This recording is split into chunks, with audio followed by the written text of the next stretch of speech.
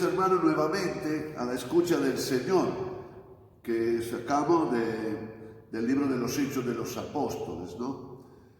Esto va a ser el 12º encuentro. Miramos, ya 12 encuentros hicimos y todavía no hemos terminado sobre el Evangelio, sobre el libro de los Hechos de los Apóstoles. Bueno, el tema hoy es bastante interesante porque la comunidad nos presenta otra faceta de su vivencia. Si nosotros recordamos también lo que hemos dicho ayer, notamos que en el libro de los Hechos de los Apóstoles hay dos comunidades fuertes, que tiene una fuerza especial, núcleos de iglesia. La primera es la de Jerusalén, donde ahí estaban los apóstoles. Los apóstoles no tenían idea de lo que era la misión.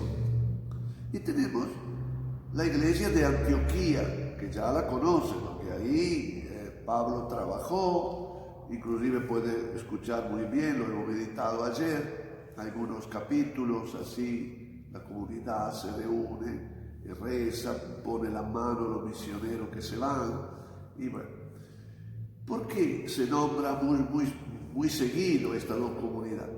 Porque tienen características diferentes.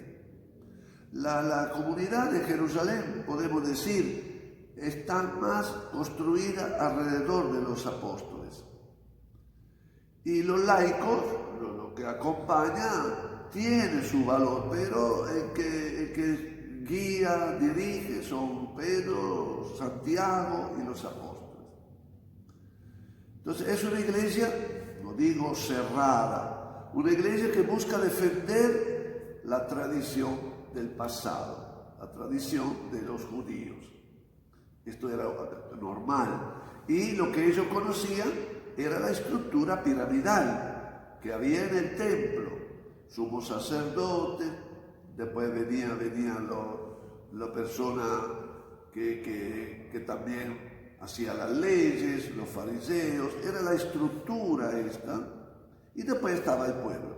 Esta estructura que llamamos piramidal, porque viene de arriba hacia abajo. La iglesia de Antioquía, si ustedes se acuerdan, es una iglesia, llamámoslas así, no tanto democrática también, pero es mejor llamarlo participativa, que vivía la comunión y participaba, luchaban juntos, tomaban las decisiones juntos, estaban reunidos y se planteaban las soluciones de muchos casos. Entonces, estos dos estilos de iglesia, lo que notamos en el Evangelio, aparte de alguna discusión sobre cosas fundamentales, pero se respetaban bastante. Eran bastante unidos, diferentes, pero también unidos entre ellos, respetuosos entre ellos. Habría muchos casos como para recordar. Entonces, esto es importante. Son todo alrededor de Jesús, se construye alrededor de la fe en Jesús resucitado, del Espíritu Santo, como hemos explicado, pero esta diferencia la respetan. Y uno trabaja de una forma y uno trabaja de la otra. Por supuesto que no están todos en Jerusalén, al contrario, están lejos, están en Antioquía. Entonces, y esto fue representado, retomado en el Concilio Vaticano II, cuando dice o auspicia una iglesia de comunión y participación. Es decir, una iglesia que construye juntos. Por eso los ministerios, por eso la toma de responsabilidades en todo nuestro quehacer. Así que hay que pasar de una iglesia castillo que se defiende, típico de la Edad Media, que se defiende de los ataques, entonces condenamos, hacemos herejes por un lado, herejes por el otro. No, eso no va. Es una iglesia que busca de dialogar entre nosotros, por supuesto, pero también con la gente de afuera. Otro aspecto que se nota claramente, y yo los invito a que lo vayan leyendo, yo no puedo decir toda la cita, es la centralidad de la palabra. La palabra es una persona, es Jesús.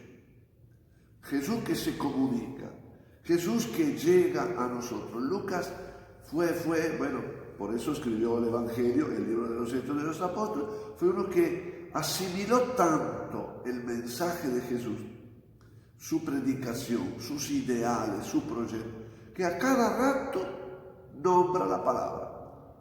La palabra une, la palabra camina, la palabra nos alcanza. Hay muchos verbos acá, hay mucho título, ¿no? Y esta palabra es la referencia para la conducta personal de cada uno, de la comunidad y del ser misionero hacia afuera. Son muchas las citas, ustedes al leerlo, preste atención. Cuando sale la palabra de Dios, como usando palabra de Dios. Porque es interesante esto, ¿no? La palabra elige, la palabra da confianza, confía, la visión, la palabra convoca, interesante, vaya leyendo. Y acá también el documento del Vaticano II, en el documento Dei Verbum, que significa palabra de Dios, la Iglesia buscaba de reflotar, a darle importancia central de la palabra. Es el trabajo que estamos haciendo, es lento, pero ya estamos encaminados. Todo lo que hacemos para profundizar la palabra de Dios está en el buen camino. No porque lo digo yo, lo decimos nosotros que estudian, sino porque el Concilio Vaticano II es la palabra que nos orientó y que orientó la Iglesia hacia los siglos que va a venir. Último aspecto, quería acentuarle un poco la característica del misionero. Y acá anote si quiere, Hechos de los Apóstoles, capítulo 20, versículo 17-38. Es un discurso largo que hace Pablo al despedirse de, como ustedes van a leer acá, reunió. Desde Mileto envió un mensaje a Éfeso convocando a los ancianos de la comunidad. De Pablo que se despide, porque después irá a Jerusalén, y ahí de Jerusalén lo agarra y lo lleva a Roma, ¿no? Entonces, Pablo ahí abre, yo veo un Pablo que abre su corazón. Lo conocemos muy luchador, que discute, una labia excepcional, se enfrenta con todo. Acá se despide de sus mejores colaboradores de la comunidad. Entonces, ustedes vayan leyendo este texto y yo les voy a decir algunas partes de este discurso. Ya saben cómo me he comportado entre ustedes. Pablo está diciendo un poco el testimonio de su vida. La fuerza que tiene Pablo, ustedes saben cómo yo me he portado. Ustedes saben cómo me he portado. ¿Y cómo se portó? Sirviendo al Señor. Acá lo dice, he servido al Señor, y eso es la característica del cristiano, ser servidores. Jesús mismo y ustedes son servidores. Pero lo hice servicio con toda humildad. Como un Pablo tan fuerte, sin embargo, Pablo sabía que ser humilde no era una situación de debilidad, sino una posición delante de Dios y de los demás. Con humildad. La fuerza no está en su persona, sino en la gracia de Dios. Y acá después dice, con muchas lágrimas y en todas las pruebas que me han causado las intrigas de los judíos. Pablo está hablando de una realidad dura acá.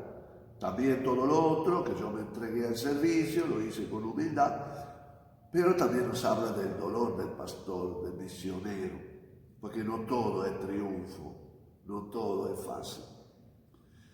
enseñando, dice, públicamente en las casas y en la plaza, públicamente, enseñando públicamente y en las casas.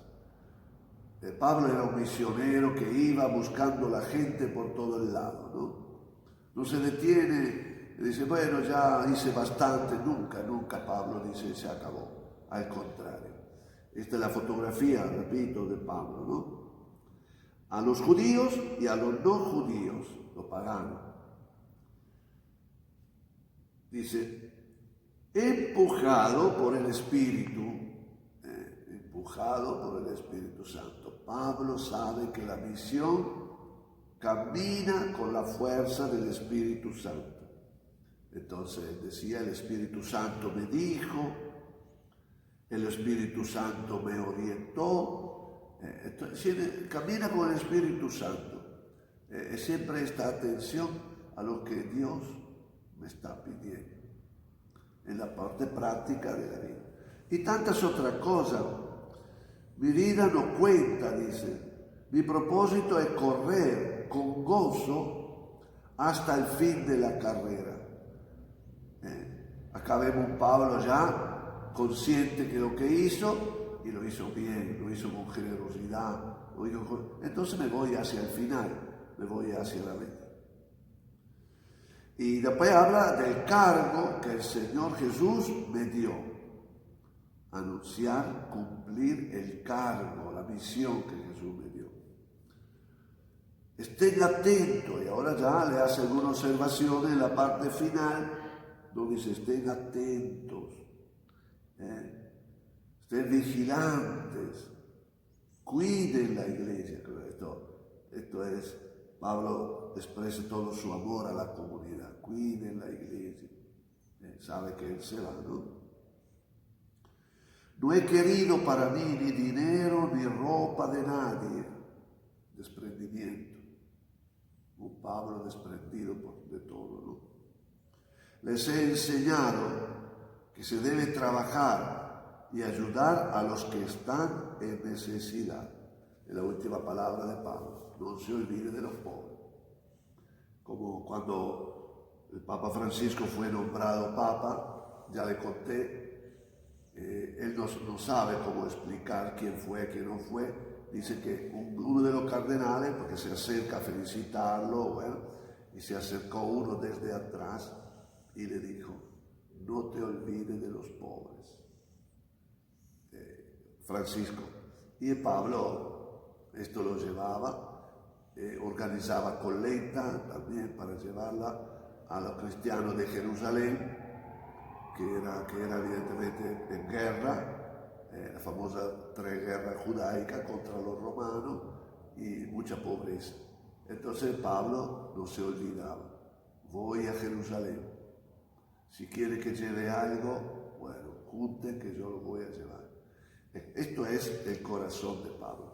Capítulo 20 de Hechos de los Apóstoles, versículo 17 en adelante hasta el final del discurso.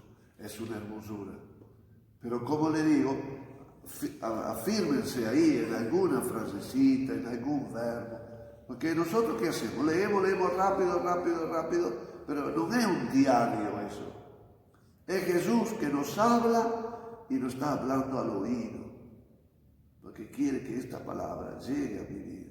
Entonces, ¿yo cómo estoy haciendo? ¿Cómo yo estoy tratando? ¿Qué vida estoy llevando? ¿Como la de Pablo? No diga que no se puede. No lo haremos 100%, pero de él podemos aprender mucho. Bueno, queridos hermanos, ya hemos hablado bastante, ¿no? Vaya meditando esta palabra y que el Señor lo bendiga, lo proteja. Hoy fiesta de la Virgen de Luján. Rezamos un Ave María para nuestra iglesia, por nuestro país también, que está en Argentina, que la Virgen también pida a Dios una bendición especial. Y como Pablo dice, acuérdense de los más débiles, de los más pobres que hoy en día están siendo atacados también ellos por una enfermedad que nosotros tenemos miedo de caer, pero ellos ya están, muchos de ellos ya están. Entonces juntos le decimos: Dios te salve María, llena eres de gracias, el Señor es contigo. Bendita tú eres entre todas las mujeres y bendito es el fruto de tu vientre, Jesús. Santa María, Madre de Dios, ruega por nosotros pecadores, ahora y en la hora de nuestra muerte. Amén. María Virgen de Luján, patrona de la Argentina, ruega por nosotros. El Señor nos bendiga, nos guarde de todo mal y un día nos lleve a la vida eterna. Amén. Hasta mañana, si Dios quiere.